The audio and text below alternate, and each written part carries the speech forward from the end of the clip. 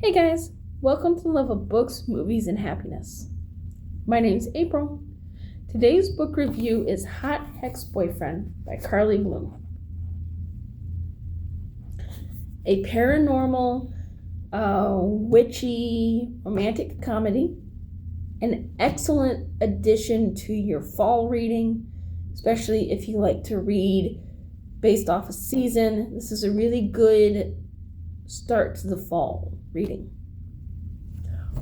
We have the Merriweather family who identify as witches, like the black hat, cauldron stirring, cackling witches. Problem is, they don't have any magical abilities. Apparently, according to family legend, a powerful witch in the past put a spell on the family that took away their powers. And there's supposed to be one family member known as the Blue Witch, who is the most powerful one in the family, who can break the spell as long as they break it by their 30th birthday. Well, that just happens to be Delia. But Delia doesn't believe that the magic is real, because they've never had it when she's been around. So to her, it's just stories. It's legends, it's stories. Her family's just a little on the quirky side. She's trying to start her interior decorating business / staging business. Her mother is a real estate agent, and she's trying to kind of use that to help spring her business off of, where she helps stage the homes so that they sell quicker. Then she can also be brought in later on to help the new homeowners decorate it the way they want it decorated. Well, she finds out that the shop next to them, or down the street from them, was an antique / junk shop. The gentleman that ran it was a friend of the family for years. Well, he passed away. And when he passed away, his nephew came down to pack up the shop and help sell everything. That's his official reason for being in town. Unofficially, Max is there to make sure that the Merriweathers do not break the curse on them, because it is a real thing. It's going on Delia's 30th birthday, her last shot to do this, and he is there to make sure that they do not actually succeed in breaking this curse. Well, at some point in the past,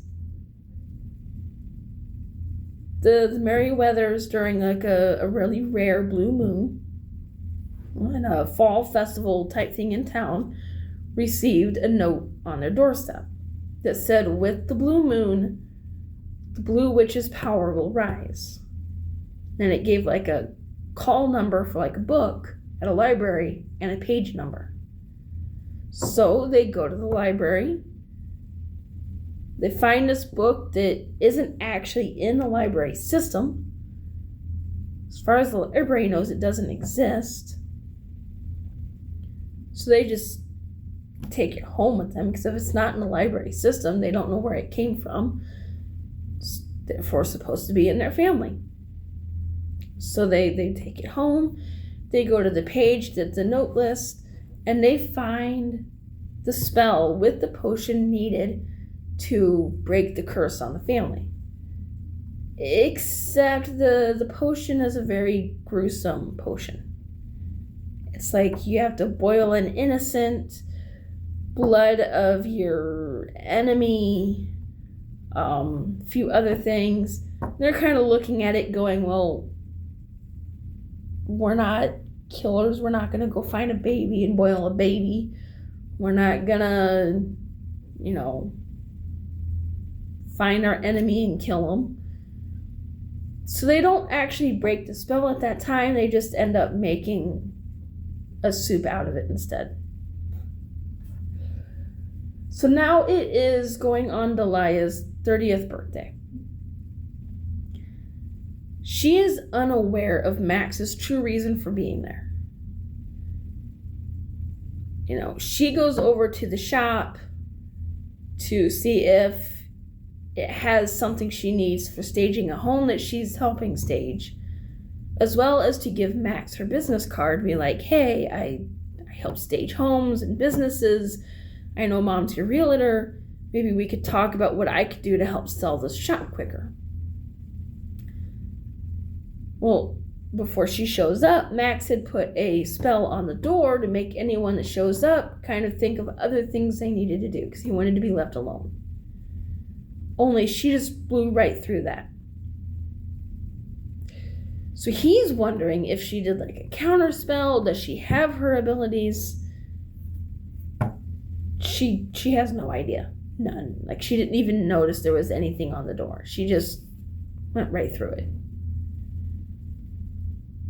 So the rest of the story is Max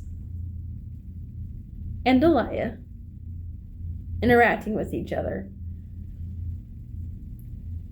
And just whether or not the spell gets broken. Which, small spoiler alert, it does.